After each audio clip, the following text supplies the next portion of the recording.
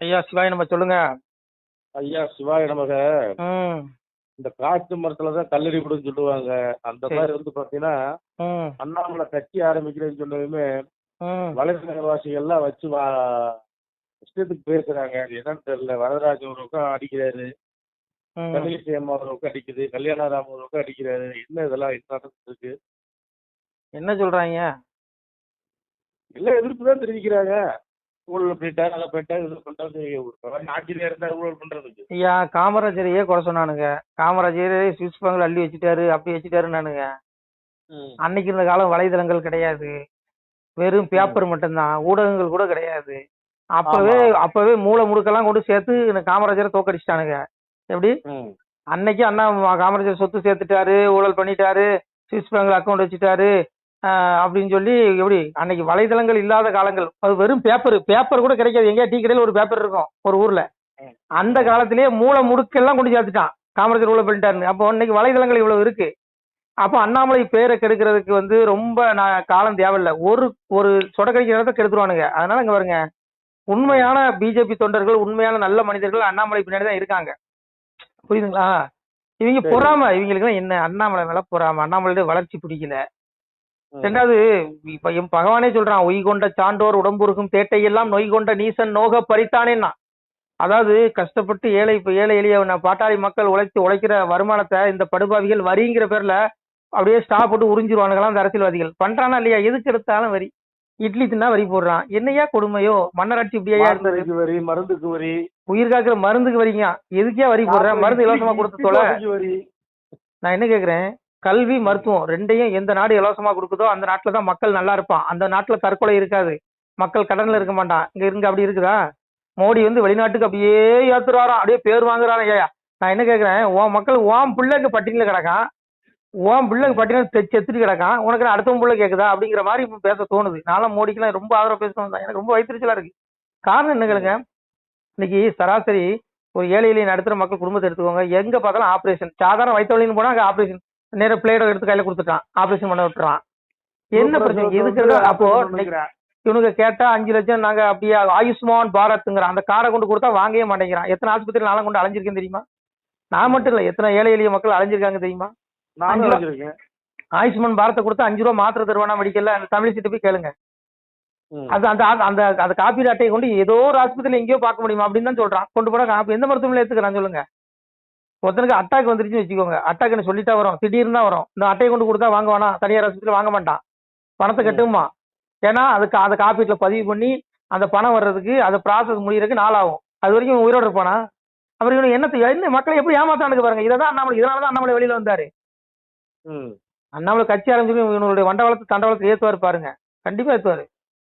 அதனால நான் பாருங்க, இங்க நான்லாம் மோடி எல்லாம் பரமாத்மா ரேஞ்சில பேசினேன். ஐயோ அவதாரங்க ஐயா, அப்படி வந்தோடனே ஊழலை ஒழிச்சிருவாரு, ஐயோ அப்படி இப்படின்னு.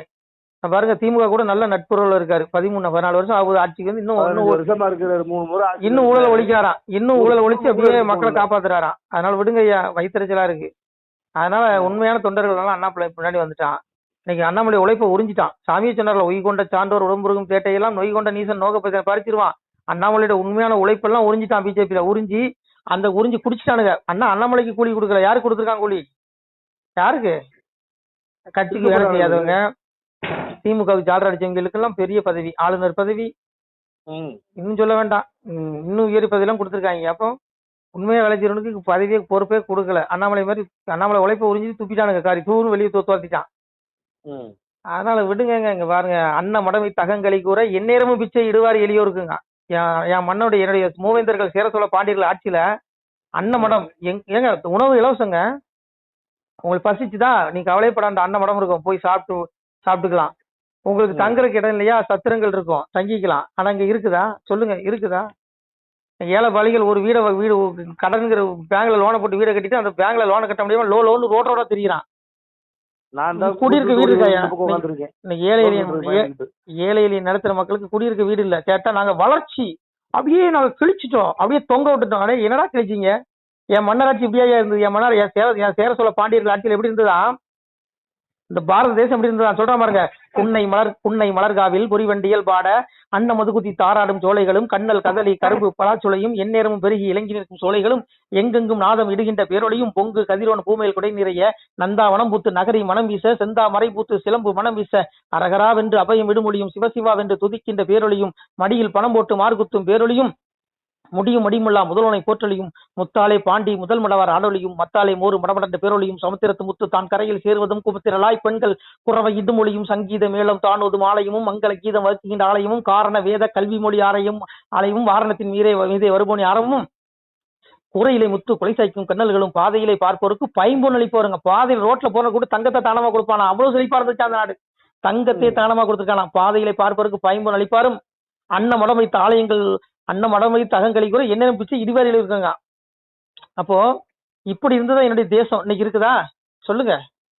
சுடுகாடு ஆக்கி வச்சிருக்கான். நீ எவன் பாருங்க எல்லாம் யாரும் எடுங்க, எவன் கடன் இல்லாம இருக்கான்? அரசாங்கமே கடனுங்கிறான். பொதுமக்கள் ஒவ்வொருத்தையும் ஏழையில் நடத்துற மக்கள் ஆஸ்பத்திரி செலவு, இந்த வீட்டு கடன், கல்வி கடன், பால் கடன், பயிர் கடன், அந்த கடன் இந்த கடன் வாங்கி அவ்வளவு வரையும் கடன்ல இருந்து என் பிள்ளைகள் கஷ்டப்பட்டு இருக்கான். ஆனா என் மன்னராட்சி அப்படி இருந்ததா? எவனுமே கடன்ல இல்ல. சொல்றான் பாருங்க, 12 ஆண்டு பரிவாய் இறை இருத்தல் 12 ஆண்டு பொறுத்து இறை தரேன்பா. இறைனா வரி. நீ வரியே கட்டலாம் உனக்கு முடியலையா விட்டுருப்பா, நான் பாத்துக்கிறேன், உனக்கு என்ன கஷ்டமா நான் தரேன்னு மண்ணன் கொடுத்துருக்கான். இந்த கும்பல் கொடுப்பானா? வரி கேட்கறல்ல, வரி எல்லாத்துக்கும் வாங்குறல்ல. என் கடன்ல இருக்கவனுக்கு அவன் கடன் தள்ளுபடி பண்ணி ஏன் பண்ண மாட்டேங்கிற? என் விவசாய கடன் முழுசா தள்ளுபடி பண்ணியா? அதோடு எத்தனை மக்கள் இன்னைக்கு கல்வி கடன் வாங்கி வச்சிருக்கேன் பிள்ளைங்க, அதை தள்ளுபடி பண்ணு. எத்தனை நோய் நொடியில் எத்தனை பிள்ளைங்க ஆஸ்பத்திரி கடன் காட்சி வாங்கி வச்சிருக்க, அதை தள்ளுபடி பண்ணி. வீட்டு கடன் எவ்வளவு வாங்கி வச்சு இன்னைக்கு தொங்குற நிலைமையில அவன் தெரிஞ்சிட்டு இருக்கான். அதெல்லாம் அந்த தள்ளுபடி பண்ணி அந்த பிள்ளைல காப்பாத்து. ஒன்னும் செய்ய மாட்டானுங்க. கேட்டா அப்படியே நாங்க அப்படியே கிழிச்சிருவோம் தள்ளிடுவோம், நாங்க அப்படியே உலகம் ஃபுல்லா பேராயிட்டு. என்னத்த உலகம் ஃபுல்லா பேர என்ன? ஊர் மெச்சி வீடு பட்டினின்னு சொல்லுவாங்க, அந்த கதை தான் இருக்குது. ஊர் மெச்சிது ஒண்ணு, ஆனா வீடு பட்டினியா இருக்கு. வெளியில வந்து ஐயோ அவனுக்கு அவன் அப்படி இருக்கான் அப்படி இருக்கான், வீட்டுக்குள்ள குளிக்க கஞ்சி இல்லை, அந்த நிலைமை தான் இருக்குது மக்களுக்கு. இவனுக்கு எல்லாம் பீத்திக்கிறான் வளர்ச்சி. நாங்க வந்தா இப்படி பண்ணிடுவோம், ஊழலை ஒழிச்சிட்டோம் கிழிச்சிட்டோம். என்னத்தை கிழிச்சிட்ட? தற்கொலை நடக்காம இருக்குதா? கடன் தொழில எத்தனை பேர் தற்கொலை பண்றான்? அந்த பாவம் உங்களை தாண்டா சேரும். மண்டலத்தோர் செய்த பாவம் மன்னனை சேரும், திண்டிர மன்னன் செய்த பாவம் மக்களை சேருங்க. அந்த படுபாய்களும் சேரும், மோடி வரைக்கும் சேருங்க. ஆட்சியாளர்கள் தான் சேரும். மோடி விஜய் யாரும் தப்ப முடியாது, ஸ்டாலின் யாரும் தப்ப முடியாது, ஆண்டவர்கள். இந்த ஆட்சியாளர்கள் எவனும் தப்ப முடியாதுங்க. இந்த பாவம்லாம் உங்களுக்கு பிடிக்கும். நான் சொல்ல இது சத்திய வார்த்தை. அதனால இங்க பாருங்க, கல்வி மருத்துவம் இந்த ரெண்டையும் இலவசமா கொடுக்காத நாடு அந்த மக்கள் நல்லா இருக்க மாட்டான். ஏன்னா மன்னராட்சியில அன்ன மடமை தகவல் என்னென்னு தர்மம் சாப்பாடு இலவசமா கொடுத்துருக்கான். காரண வேத கல்வி மொழி ஆலயங்க, கல்வி இலவசம் மன்னராட்சியில, மருத்துவம் இலவசம். இந்த 3 இலவசமா கொடுக்கணும். கொடுத்தா அந்த நாடு உருப்படும். இருக்குதா சொல்லுங்க? இங்க இருக்குதா? மோடி வந்தோடனே அப்படியே நான்லாம் மோடி வந்து எங்க ஐயா மோடி பரமாத்மா ஐயோ தெய்வம் இறங்கி வந்துட்டுலாம் பேசினேன் ஒரு நேரத்துல. இன்னைக்கு அதே நாக்கு மாத்தி போச்சு. என்ன காரணம்? பிடிக்கல, வெறுத்து போச்சு. உண்மையான அண்ணாமலை மாதிரி உழைப்பாளிகளுக்கு ஒரு மந்திரி பதவி கொடுக்க மாட்டேங்கிறீங்க. ஒரு வேலை செய்யாத எல்முருகனுக்கு 2 தடவை அமைச்சர் பதவி, நான் தமிழிசைக்கு 2 மாநில கவர்னர் கொடுத்தீங்க, நான் இலக்கணேசன் கொடுத்தீங்க. ஏன் இன்னும் நயினாருக்கு வேற கொடுக்க போற பரிசீலனை பண்றாங்க எப்படி? ஏன்னா ஒரு 3 நேரம் தமிழ்நாட்டில் ஆட்சியை பிடிச்சி வச்சுட்டாரு பிஜேபிக்கு. அப்ப நான் என்ன கேட்கிறேன், உண்மையா உழைச்சவனுக்கு நீ கூலிய கொடுக்கலையே, அப்புறம் எப்படியா பிஜேபி தொண்டர்கள் பிஜேபியில இருப்பான்? திரும்பி போனவெல்லாம் அண்ணாமலை கிட்ட போனவெல்லாம் திரும்பி வருவானா? யாரு பேசுறா? அம்மா பேசுது தமிழிசை. ஒருத்தன் கூட வரமாட்டான். எழுதி வச்சுக்கோ, ஒருத்தன் கூட பிஜேபி வரமாட்டான். நாங்கெல்லாம் எத்தனை வருஷம் கத்துனோம், கத்தி தொண்டை தண்ணி வத்தி அடை வாங்கி உத வாங்கி எவ்வளவு அறுப்பு வாங்கணும். யோ மாறிதான் செய்யாத வேலையாயாத கட்சிக்கு அந்த மனுஷன் யாருக்கு? இவங்களுக்காக பேசுறாரு. ஏன் அவரை கூப்பிட்டு அவரை ஒரு மாநிலங்களை எம்பி ஆக்கி அவரு அமைச்சராக்கு. ஏன் எல்முருகன் ஆக்கினால அவராக்கு? ஏன் அவர் செய்யாத உழைப்பையா எல்முருகன் செஞ்சுட்டாரு? சொல்லு. இன்னொரு எந்த மனுஷன் உனக்கு தான் கத்திட்டு இருக்காரு? விடுங்க உண்மையா பேசுறாங்க வந்து கட்சியில எந்த வாய்ப்பு இல்லை. அதனால இங்க பாருங்க, இங்க எவன் ஆட்சி வந்தாலும் உருப்படாது. மக்கள் தான் கஷ்டப்படுவான். ஏழையிலேயே நடுத்துற மக்கள் அவனுக்கு ஊதான். வரிக்கு மேல வரி, எதுக்கு எடுத்தாலும் வரி. கலியனோட மோசம். அன்னைக்கு கலினி விம்பரமா எங்க அப்பா இறைவன் பரம்பொருள் கடவுளே வந்து சண்டை போட்டான் கலிநீச மன்னங்கிட்ட. இறைவன் தத்ரூபமா இறங்கி வந்து சொன்னா, அன்னைக்கு பாலதிய சான்றோர் படுதுயரம் கண்டு மாலதிக கோபமுடன் மானீசனை பார்த்து கேளடா சூத்திரா உன் கிளையோட மாளுதற்கு வாழடா சான்றோரை நீ வம்பு செய்து வாரதுதான். பெருமாள் போய் இன்னைக்கு ஸ்ரீரங்கத்துல பள்ளி கொண்டிருக்கான் பாருங்க, எங்க அப்பா மாயவர் பெருமாள். அவன் போய் சண்டை போட்டான். டே முட்டாள், பாலதி சான்றோர் சாதுக்களாகிய நல்ல பிள்ளைகளுக்கு நீ அநியாயமா வரி போட்டு நீ ரொம்ப கொடுமைப்படுத்துறா. இப்படி கொடுமைப்படுத்தினா உன்னுடைய வானாளுக்கு இடர் வரடா மாடுபாவி. உன்னுடைய ஆத்மா இறப்புக்கு அப்புறம் நரகத்துக்கு போகண்டா, அநியாயம் பண்ணாதன்னு இறைவனே போய் எனக்கு சண்டை போட்டான். சேட்ட கலிநீசம் பண்ணிட்டு. அந்த மாதிரி இந்த கும்பல்கிட்ட யார் தான் இன்னைக்கு இறைவன் தான் இறங்கி வந்து சண்டை போடணும். வேற வழியில் இவன்கிட்ட போய் யார் சண்டை போட முடியும் சொல்லுங்க? இறைவன் தான் இறங்கி இவனுக்குள்ள புத்தி சொல்லணும். புத்தி எல்லாம் கேட்க மாட்டான். ஏன்னா களி முத்திட்டு இவனுக்கு எல்லாம் செத்து இவனெல்லாம் இறப்புக்கு அப்புறம் நரகத்துக்கு போகக்கூடிய ஆத்மா. சாமியே சொல்றான், பாவி அவன் செத்து பஸ்பமாய் போனாலும் ஆவியை கண்டு ஆக்கினைகள் செய்துடுவேங்க. இன்னைக்கு மந்திரியா இருப்ப, சிஎம்மா இருப்ப, எல்லா பதவி பெரிய உயர்ந்த பதவியில இருப்ப, ஐயா பாவிகளே இன்னைக்கு செய்யற பாவம் மட்டும் முன்னாடி வரும்டா. இறப்புக்கு அப்புறம் உன்னுடைய ஆத்மாவுக்கு மீளா நரகம். ராஜசி பிள்ளையும் கத்வா கர்ம சிங் ஜாயுதே தத்தா பிள்ளையும் தமசி மொழி ஜாயுதேங்க. 84 லட்சம் பிறவியும் கொடுத்து புழு விலங்கு பறவைன்னு உங்களை 84 லட்சம் பிறவி எடுத்து கொள்ளுவான். ஒரு பிறவி கிடையாது. ஒரு ஒரு கூட்டுல இருந்து செத்து அடுத்த கூட்டுக்கு போக மாறிக்கிட்டே இருப்ப, கூடு மாறிக்கிட்டே இருக்கும். ஆத்மா ஒண்ணுதான். 7 பிறவி மனித பிறவி. பயன்படுத்திக்கோ. பேசுற எனக்கும் கேட்கிற உங்களுக்கும் கேட்கக்கூடிய பிள்ளைகளுக்கு இது 7வது பிறவியா கூட இருக்கலாம். அந்த மனித பிறவி. இந்த மனித பிறவி விட்டுட்டோம் நாம மோட்சத்துக்கு போக முடியாது. இது அரிய வாய்ப்பு. சத்தியமா சொல்றேன், அடிச்சு சொல்றேன், சிவன் மேல ஆணையிட்டு சொல்றேன். இதை பயன்படுத்திக்கோங்க பிள்ளைகளே. இதை நம்ம தவற விட்டுட்டோம் மோட்சம் நமக்கு கிட்டாது. மோட்சத்துக்கு போலன்னா 84 லட்சம் பிறவி கிடைக்கும். அது மட்டும் இல்லாம கோரமான நரகங்கள் கிடைக்கும். பாவம் பண்ண ஆத்மாவுக்கு மன்னிப்பு கிடைக்காது. இந்த ஊழல்வாதி பயில்களுக்கெல்லாம் கோரமான நரகம். மீண்டும் 84 லட்சம் பிறவி. எஜந்தே சாத்விக அஜரசாட்சி ராஜசா பிரேத பூத கணாம்சனி எஜந்தே தாமச ஜனண்டா தமகுண்டு இந்த துஷ்ட பயில்களுக்கு அவ்வளவு கொடுக்குறான் சாமி. அதனால 7 பிறப்பு தான் மனித பிறப்பு. இப்ப பேசக்கூடிய எனக்கும் கேட்கக்கூடிய உங்களுக்கும் 7வது பிறவியா கூட இருக்கலாம். இதை பயன்படுத்திக்குவோம். அப்பா சிவனை மனசுல தேடுங்க. உங்க பாவம் எல்லாத்தையும் மன்னிப்பான், மோட்சத்தை கொடுப்பான். சாமியை சொல்றான், சர்வதர்மான் பரித்தியஜ்ய மாமேகம் சரணம் ரஜா அகம்துவா சர்வ பாபேபியம் ஓசி சியாமே சூசகண்டா. முடிஞ்சு போச்சு. உன்னுடைய பாவங்களை மன்னிக்கிற அதிகாரம் எனக்கு மட்டும்தான் இருக்குது. சிவன் சாமி சொல்றான், சிவனுக்கு மட்டும்தான் இருக்குது. நானே உனக்கு மோட்சம் அளிக்க வல்லவன், என்னை தேடிக்கோங்கிறான். கோயில போய் உருண்டு கும்பிடாண்டான், புரண்டு கும்பிடாண்டான், கொடிமரத்துல அப்படியே சுத்தி வர வேண்டாம். மனசுல அப்பாவை நினைச்சிக்கோ. சிவன் சொல்றான், சாமியே சொல்றான், ஆடு கிடாய் கோழி பன்றி ஆயனுக்கு வேண்டாங்கான் மேலதாளம் குறவை தோணி வேண்டாம்கான் ஈசனுக்கு ஒரு அன்பு மலரெடுத்து அனுதினமும் பூசை செய்வாய் நடு தீர்ப்பு நான் கேட்க நாளெடுத்து வருகுதடா. சாமி சொல்றான், என் பிள்ளைகளே எனக்கு ஆடு கிடாய் கோழி பன்றி அறுத்து பலியிட வேண்டாம், எனக்கு தேவையில்லை. எனக்கு பூ கொழுந்துப்பு மஞ்சனை மாலை குப்பையுடன் சந்தனமும் விழுந்து நமஸ்காரம் முதல் வேண்டாம் என்று சொல்லிடுதோ. சிவன் சொல்றான், எனக்கு கொழுந்துப்பு மஞ்சனை மேல வேண்டாம், சந்தனம் வேண்டாம், எனக்கு இதெல்லாம் குப்பை, என் மேல என்னுடைய திருமேனியை கெடுக்காதீங்க. அப்பாவிட்ட உன் இதயத்துல இருக்க அன்பு, செடியில பூக்குற அந்த பூ, அந்த குப்பை எனக்கு வேண்டாம், அந்த குப்பை எனக்கு தேவையில்லடா. உன் இதயத்துல இருக்க ஒரு அன்பு மலர் எடுத்து அனுதினமும் பூசை செய்வாய். உன்னுடைய இதயத்துல இருக்க அன்பு அப்பாவுக்கு தான். உன்னுடைய பாவத்தை மன்னிச்சு உன் மோட்சத்தை கொடுக்குறேங்கிறான். அதை விட்டுட்டு இந்த அரசியல்வாதி பயிலுக அவன் நாம வாழ்க, தளபதி நாம வாழ்க, அவன் நாம வாழ்க, இவன் நாம வாழ்கன்னு மனச பயிலுக மலஞ்சல மூண்டுட்டு பேண்டு திரிய பயிலுக நாமத்தை சொன்னீங்கன்னா அட பாவிகளே நீங்கள் அழிந்து நாசமா போய்விடுவீர்கள். நான் சொல்லல, சிவன் சொல்றான். அரகரா என்ற சொல்லை கரையேரா பாவி நீசன் அறியவும் மாட்டானல்லோ சிவனே ஐயா. சிவசிவா என்ற சொல்லு அவகட நீசருக்கு தெரியவும் மாட்டாதல்லோ சிவனே. மகாவிஷ்ணு சிவட்ட ஒரு சிவனே கலியுகத்துல ஒண்ணு அறநாமம் சொல்லணும், இல்ல சிவநாமம் சொல்லணும். 2 நாமத்தை சொன்னாதான் கரையேற முடியும். அதாவது பிறப்புங்கிற இந்த சுழற்சி, இந்த துன்பத்துல இருந்து கரையேற முடியும். ஆனால் பாவிகள் வாயில இந்த நாமம் வராதுன்னு சொன்னா சாமி. இன்னைக்கு பாருங்க, விஜய் நாமம் வாழ்கங்க. ஐயோ விஜய் என்னையா மனுஷையா, ஒரு மலஞ்சலம் கழிக்கிற ஒரு உடம்பு. அது சாதாரண புழுக்கூடு. நம்மளுடைய உடம்பு என்னது? இது புழுக்கூடு, உடம்பு கிடையாது. புழுக்களை கூட்டுலதான் அந்த புனிதமான திவ்ய தேஜஸான ஒளிமையான ஆத்மா சிறைப்பட்டு இருக்கு. இந்த ஆத்ம விடுதலை வேணா விஜய் கொடுக்க முடியுமா? நீ விஜய் நாம வாழ்கன்னு சொல்லி விஜய் கொடுப்பாரா? இல்ல ஸ்டாலின் நாம வாழ்கன்னு சொல்லி ஸ்டாலின் கொடுப்பாரா? எப்படி கொடுப்பாரு? பெரியார் நாம வாழ்கன்னு கொடுப்பாரா? யார் யார் கொடுக்க முடியும்? உன் பாவத்தை இறைவன் ஒருவனாலதான் என் மன்னிக்க முடியும். போற்றுதலுக்குரியவன் பூஜைக்கு உரிய இறைவன் ஒருத்த மட்டும்தான், என் மனுஷன் கிடையாது. ஆனா அந்த மனிதர்கள் குணங்களில் வயப்பட்டு ரஜஸ் தமஸ் ஆவிய சத்துவம் பதிவாரத 3 குணங்களில் வயப்பட்டு மோக வலையில சிக்கி இந்த மனிதர்கள் நாமத்தை தன்னுடைய தேவைக்காக புகழுக்காக ஒருத்தனை பிடிக்குதுங்கிறக்காக அவன் நாமத்தை மனுஷனோட நாமத்தை சொல்லிட்டு இருக்கான். இதெல்லாம் எங்கேயா போய் உருப்படும் சொல்லுங்க? இது அன்னைக்கு இரணியனுடைய நாமத்தை சொன்னதுனாலதான் அவ்வளவு பிரச்சனையே. இரணியன் தன்னை கடவுள்னு சொன்னான். அந்த மாதிரி இந்த பயிலுக்கு ஆட்சியாளர்கள் தன்னுடைய நாமத்தை வாழ்கன்னு சொல்லணும்னு நினைக்கிறான். எப்படி சொல்லுங்க? தயவுசெய்து யாரும் மோடி மோடி மோடின்னு சொல்லாதுங்க. ஓம் நமசிவாயின்னு சொல்லுங்க, மோட்சம் கிடைக்கும். மோடிங்கிறது சொல்றாரு, உங்களுக்கு பாவம் தான் கிடைக்கும். அது மாதிரி விஜய் தளபதி தளபதி அப்படின்னு சொல்லாதீங்க, பெரிய பாவம் தான் வந்து சேரும். ஓம் நமோ நாராயணன்னு சொல்லு, இல்ல நமசிவான்னு சொல்லு, புண்ணியம். அது ஸ்டாலின் வாழ்க, உதயநிதி வாழ்கங்க. ஐயோ என்னையா இது கொடுமை. உன் பெத்த அப்பா அம்மா வாழ்கன்னு சொல்லு, அவங்க பாதம் போட்டின்னு சொல்லு, உனக்கு புண்ணியம் கிடைக்கும். இப்படி யாரும் என்னையா கொடுமை. சாமி அதான் சொன்னான், கலியுகத்துல இப்படிதான் நடக்கும்னா. திருத்தத்துடனே சிவத்தை தேடார்கள், கருத்துடனே பிச்சை எது போடாமல் பேய்க்கு கொடுத்திடுவார், அச்சமுடன் தண்டம் அதற்கிடுவார், உண்டாக்கி வைத்த சிவ உட்பொருளை தேடாது கண்டதெல்லாம் தெய்வம் என கையெடுப்பார். அடுத்த வரையும் சொல்லக்கூடாது, சாமி சொல்லியிருக்கான். அப்போ இவன் கண்டதெல்லாம் சாமின்னு கையெடுக்கிறான். இவன் எப்படியா உருப்படுவாங்க சொல்லுங்க? அதனால நான் என்ன பாருங்க, மனுஷ பிள்ளைகளை விடுங்க, நமக்கு அரசியலே வேண்டாம். தயவு செய்து புரிஞ்சுடுங்க, அரசியல் எந்த அரசியல்வாதியும் உங்களை காப்பாற்ற முடியாது. இங்க எவனுமே திவ்ய புருஷர்கள் கிடையாது, இவர்கள் யாருமே பரமாத்மாக்கள் கிடையாது, எல்லாம் மலஞ்சலம் கழிக்கக்கூடியவர்கள், விரைவில் அழிந்து விடுவார்கள். இவர்களுக்கு நாள் கொடுக்கப்பட்டிருக்கு. எல்லா மனுஷனுக்குமே பூமியில பிறக்கும் போதே சுவாமி எழுதுறான், அவன் சாதுர்வர்ணியம் மாயா சிஸ்டம் கொடுக்கறவன் விபாசக என்ன சொல்றான், கர்மத்தின் அடிப்படையில் நான் மனிதர்களை தோற்றுவிக்கிறேன், உயிரினங்கள் படைக்கிறேங்க. அப்போ கர்மான என்ன, முன் ஜென்மத்தில் என்னென்ன தான தர்மங்கள் புண்ணியங்கள் செஞ்சானோ, பாவ வினைகள் செஞ்சானோ அதற்குண்டான கர்ம வினை தண்டனை அனுபவிப்பதற்காகவும் புண்ணிய பலன் அனுபவிக்கிறவங்க இந்த உடல் எடுத்து வரான். இன்னைக்கு ஆள்ற பாக்கியம் இவங்களுக்கு கிடைச்சிருக்குன்னா யாருக்கு, இவன் போன கோயில சிவன் கோயில கூட்டி போயிருப்பான், புல்லு வெட்டிருப்பான், சிவன் கோயில கழுவி விட்டுருப்பான், பூசை பண்ணியிருப்பான். இந்த மாதிரி புண்ணிய காரியங்கள் செய்ததுனால இவருக்கு ஆள்ற பாக்கியம். ஆனா இப்ப செய்யறதெல்லாம் பாவ மூட்டை. இனி நரக குழியில கொண்டு தள்ளிடுவான். மீண்டும் பிறவி புழு விலங்கு பிறவி 50,00,000 பிறவி இவங்களுக்கு கொடுக்க போறான். அது சத்திய வார்த்தை நடக்கும், எழுதி வச்சுக்கோ. அப்ப சாமி என்ன சொல்றான், ஒவ்வொரு ஜீவாத்மாவுக்கும் நாள் கொடுக்கப்பட்டிருக்கு. அவனவன் கர்ம வினை முடிந்த பிறகு ஒரு சொடக்கடிக்கிற நேரத்தில் இந்த உயிர் இந்த உடல்ல இருக்காது, சாமி எவன் கூட்டு போயிடுவான். அப்போ இந்த பிரபஞ்சத்துல இருக்க ஜீவராசிகளுக்கு இப்ப என்ன எடுத்துக்கோங்க, எப்ப என்னோட கணக்கு முடியும்னு தெரியாது. இந்த நிலைமையில வாழ்ந்துட்டு இருக்கோம். அப்ப எப்பெல்லாம் அழைப்பு வரும். இப்ப நம்ம விஜய் நாம வாழ்கன்னு சொல்லிட்டா விஜய் நம்மளை காப்பாற்ற போறாரா சொல்லுங்க?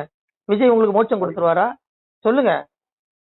அண்ணாமலை கூட எடுத்துடுங்க, அண்ணாமலை நாம வாழ்கன்னு சொன்னா கூட அண்ணாமலை உங்களுக்கு மோட்சத்தை கொடுத்துருவாரா சொல்லுங்க? முடியாது. மோடி நாம சொல்லுங்கன்னா அப்போ நாம பார்க்க வேண்டிய சிவம் மட்டும் தான் பார்க்கணும், சவத்தை பார்க்காதீங்க, சிவத்தை பாருங்க. இதெல்லாம் சவம், அழியக்கூடியவர்கள். ஆனா அழியக்கூடிய இந்த உடல்ல அழியாத திவ்ய புருஷன் ஆத்மா இருக்கான். இந்த ஜீவாத்மாவை காப்பாத்திக்கோ. நீ அப்பாவை தேனா மோட்சம் இல்லையா, 84,00,000 பிறவி கொடுப்பான், கோரமான நரகங்கள் கொடுப்பான். நான் சொல்ல சாமி சொல்றான், பக்தி சோதித்தே பல நாளும் காத்திருந்த வித்திகன் இணை வந்து வேண்டார் மேல் வீட்டிலிருந்து செத்திறந்து தீ நரக சீல்குட்டியிலே அடைக்க கொத்தி இருந்த புழுக்கள் வந்து கொஞ்சுவாங்க. புரிஞ்சுக்கோ, என்ன பண்ணுவோம், விளக்கம் கொடுத்தா ஒரு நாள் ஆகும், புரிஞ்சுக்கோங்க. அதனால நமக்கு அரசியல் வேண்டாம், எவன் ஆண்டாலும் ஒன்றும் நடக்க போறது இல்லை. தர்மீகம் வர வரைக்கும் இங்க நடக்கிற இந்த குற்றங்கள் எவனாலையும் தடுக்க முடியாது. ஏன்னா தர்மீகம் வர வரைக்கும் சாமியே சொல்லிட்டான், தர்மீகம் அழிகிற வரைக்கும் இப்படிதான் இருக்கும். தர்மீகம் வர வரைக்கும் அந்த களி அழியணும், சீக்கிரத்தில் கழிவு அழியும், தர்மீகம் வரும். தர்மீகம் வரும்போது சாதுக்களாகி நல்ல பிள்ளைகள் இருப்பார்கள். அதுக்கு முன்னாடி இந்த குடும்பம் இந்த கும்பல் எல்லாம் நரகத்துக்கு போயிடும், ஆத்மா மீளா நரகத்துக்கு எடுக்கப்படுது. புரியுதா உங்களுக்கு? இவன் நினைக்கிறான் செத்துக்கு அப்புறம் எல்லாம் முடிஞ்சிருந்தா, பாவிகளா, செத்துக்கு அப்புறம் தாண்டா உண்மையான வாழ்க்கை இருக்கு, மறுமை. செத்துக்கு அப்புறம் உடைய ஜீவாத்மா சிவ வீட்டுக்கு போனா மோட்சம், ஐயோ விடுதலை. நரக வீட்டுக்கு போனா துன்பம், மீண்டும் பிறவி உள்ள வந்துருவ, பிறப்புங்கிற சுழற்சி சிக்கிக்கிட்டே இருப்ப.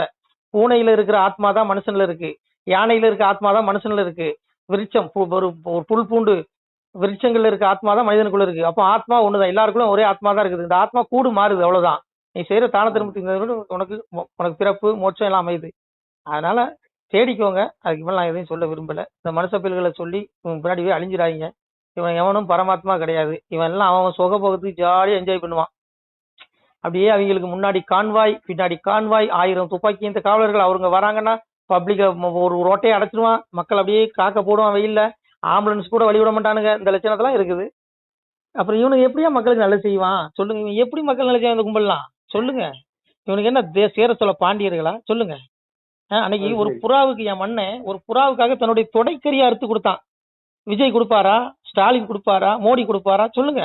என்ன சொல்றான், வாடி வந்த பட்சினுக்கு வாளால் அவன் உடம்பை தேடி வந்த வேடனுக்கு தொடை அறிந்து ஈந்தவன்கான், 6ல் ஒரு கடமை அவன் வேண்டிட்டானவே மாறியவன் புவியோர் மனதில் கவையில் இல்லைங்க. கோவில் சிவ ஆலயங்கள் குளங்கூபம் வாவிகளும் செய்வி அனுதினமும் செய்வானே தான தர்மம். மன்னன் அப்படி செஞ்சிருக்கான். கோவில் சிவாலயம் கொண்டு வாடி வந்த பட்சினுக்கு வாளால் அவன் உடம்பை, இப்படி ஒரு வேடன் அம்பு விடுறான். புறாவானது சிவி சக்கரவர்த்தியுடைய மன்னன் சோழ மன்னன் முன்னாடி வந்து விழுகுது. என் மன்னனுக்கும் வேடனுக்கும் சண்டை வருது. எனக்கு புறா கறி கேட்கறான். புறா தான் வேணாங்கிறான். இல்ல அந்த புறா கறி என்னுடைய தொடை மாமிஸ்தா இருந்து வாங்கிக்கணும்னு சொல்லி தன்னுடைய தொடை கறியை வாழை எடுத்து அறுத்து அப்படியே தராசட்டு வச்சு கொடுத்தான் என் மன்னன். இன்னைக்கு கொடுப்பானா, இன்னைக்கு ஆட்சியாளர் கொடுப்பானா? புறாவை வறுத்து தின்றுவான். இவனுக்கு ஐயா மக்களுக்கு நல்லது பண்ண போறான் சொல்லுங்க? சொல்லுங்க, இவனுக்கெல்லாம் மக்களுக்கு நல்லது பண்ண போறான். இவனை மன்ன சேர சொல்ல பாண்டியர்களா இவர்கள்? ஆனா விடுங்க, ஏன் இவங்கெல்லாம் பத்தி பேசுறீங்களோ? பாவ மூட்டை சமந்துட்டு இருக்கான், நரகத்துக்கு போடி ஆத்மா அந்த கும்பல்லாம். அவன் எதுக்கு பிறந்தோனே தெரியாம வாழ்ந்துட்டு இருக்கான். அடே முட்டாள்களே, 6 பிறவி அறியே உன்னை நினையாமல் தோறுமிக பேசி தொழாத பேர் ஆனாலும் 7ஆம் பிறவியில் எல்லளவு நினைத்தாலும் வாரி அனைத்து வைகுண்டம் ஈவோனேங்க. எங்க அப்பா கருணை கடலு.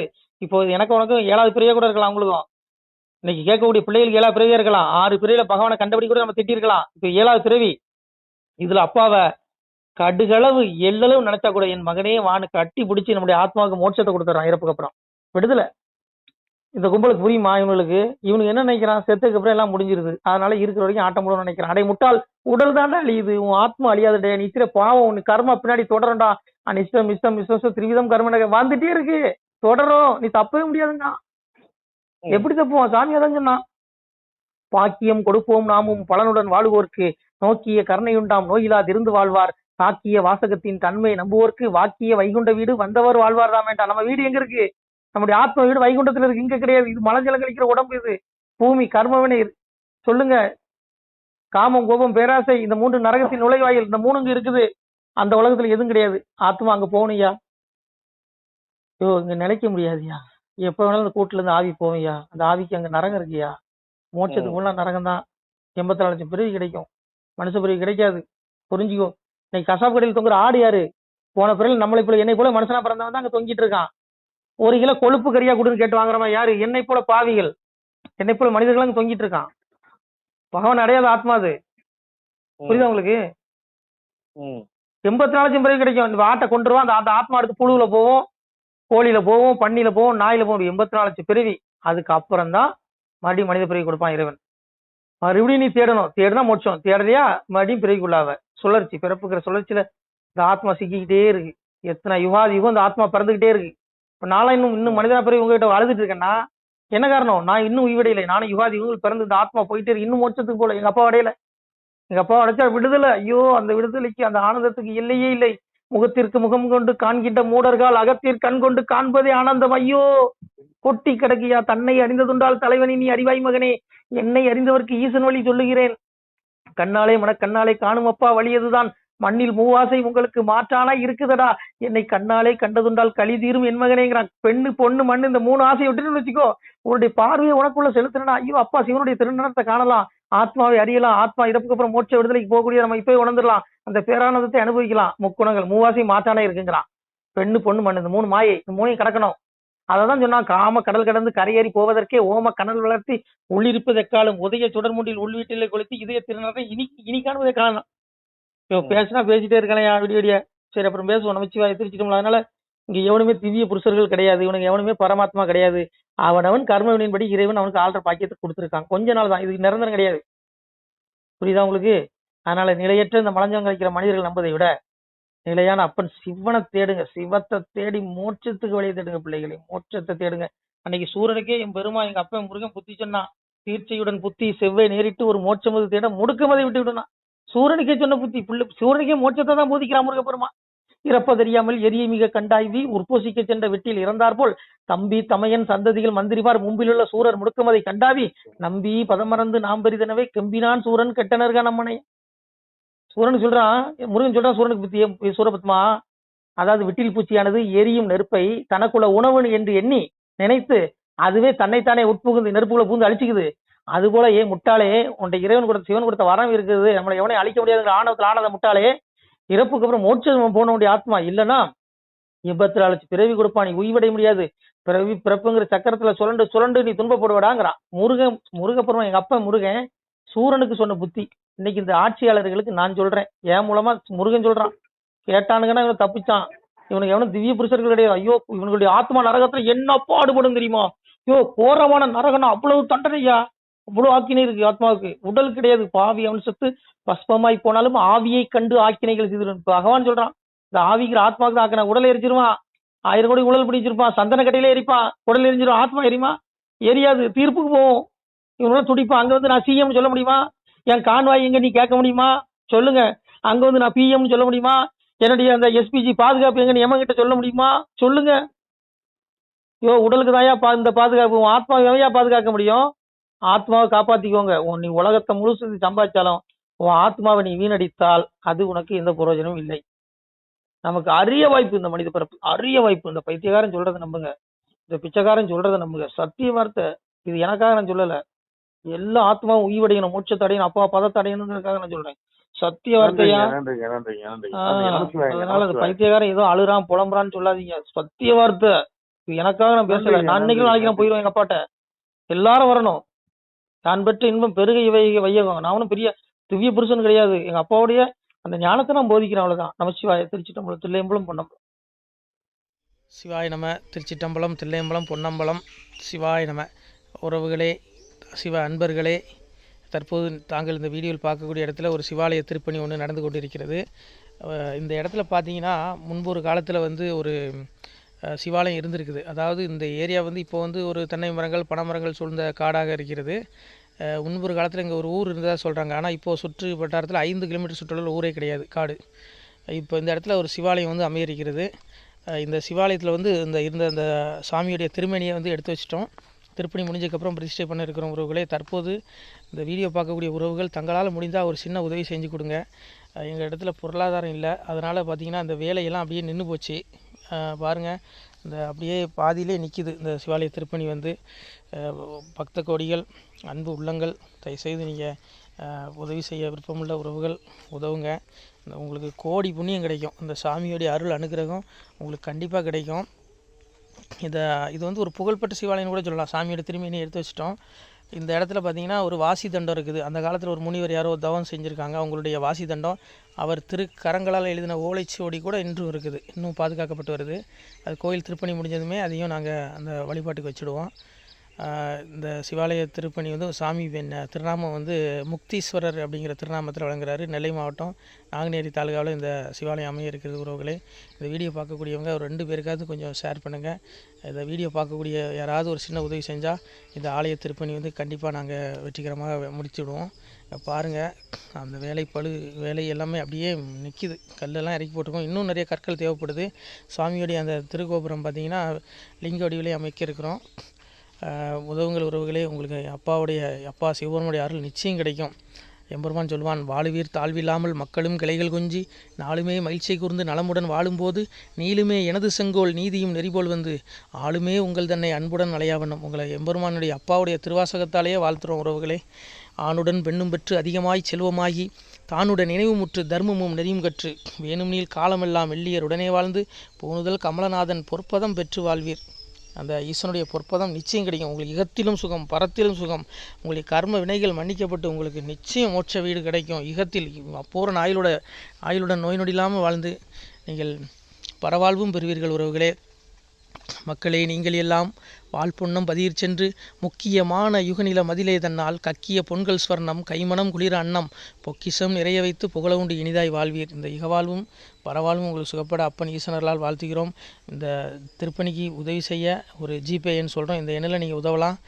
நீங்கள் இந்த எண்ணிலேயே நீங்கள் தொடர்பு கொள்ளலாம். ஜிபே, ஃபோன்பே, வாட்ஸ்அப் எல்லாம் இந்த நம்பர் தான். 93 85 44 31 06 93 85 44 31 06. இந்த எண்ணில் நீங்கள் உதவலாம், தொடர்பும் கொள்ளலாம். வாட்ஸ்அப்பு இந்த எண்ணு தான், ஜிபே இந்த எண்ணு தான் உறவுகளே. முடிந்தளவுக்கு 2 பேருக்காக ஷேர் பண்ணுங்கள். இந்த வீடியோ பார்க்கக்கூடிய யாராவது ஒருத்தர் சின்ன உதவி, நீங்கள் வந்து பெரிய அளவில் செய்யணும் கூட, நீங்கள் ₹1 நீங்கள் தந்தாலும் மனசார வேண்டி ஏற்றுக்கிறோம் உறவுகளே. உதவுங்கள். முடிஞ்ச அளவுக்கு கொஞ்சம் ஷேர் பண்ணுங்கள். நன்றி. சிவாய நம. திருச்சிற்றம்பலம், தில்லையம்பலம், பொன்னம்பலம். உறவுகளே, நம்ம இந்த இடத்துல வாழ்ந்து மறைந்த ஒரு சித்த மகாபுருஷர் பயன்படுத்திய பல 100 ஆண்டுகளுக்கு முன்பு உள்ள வாசி தண்டம் ஒரு சித்த மகாபுருஷர் பயன்படுத்தியது. அவர் திருக்கரங்களால் எழுதிய அந்த ஓலைச்சுவடி கூட பாருங்கள், இன்னும் பாதுகாக்கப்பட்டு வருது. இந்த சிவாலயம், நம்முடைய அந்த சிவாலய திருப்பணி முடிந்ததுமே எம்பெருமான் அவர் எழுதிய அந்த சிவனை பற்றி புகழ்ந்து எழுதிய அந்த பாடல் வரிகள் இதில் இருக்குது. இந்த வாசி தண்டம் அவர் பிரதிஷ்டை செய்த அந்த லிங்க திருமேனியையும் இந்த இடத்துல நாம் இந்த ஆலயம் கட்டி நாம் பிரதிஷ்டை செய்திருக்கிறோம். அனைவரும் இந்த ஆலய பிரதிஷ்டைக்கு கண்டிப்பாக வரணும். முடிஞ்ச அளவுக்கு வீடியோ பார்க்குறவங்க உதவி பண்ணுங்கள் உறவுகளே. பொருளாதாரம் இல்லாமல் திருப்பணி நின்று போச்சு. முடிஞ்ச அளவுக்கு ஷேர் பண்ணுங்கள், உதவுங்க. நன்றி. நம சிவாய. திருச்சிற்றம்பலம், தில்லையம்பலம், பொன்னம்பலம். இந்த புண்ணிய பலன் தங்களுக்கு கோடான கோடியாக வரும் உறவுகளே. நம சிவாய.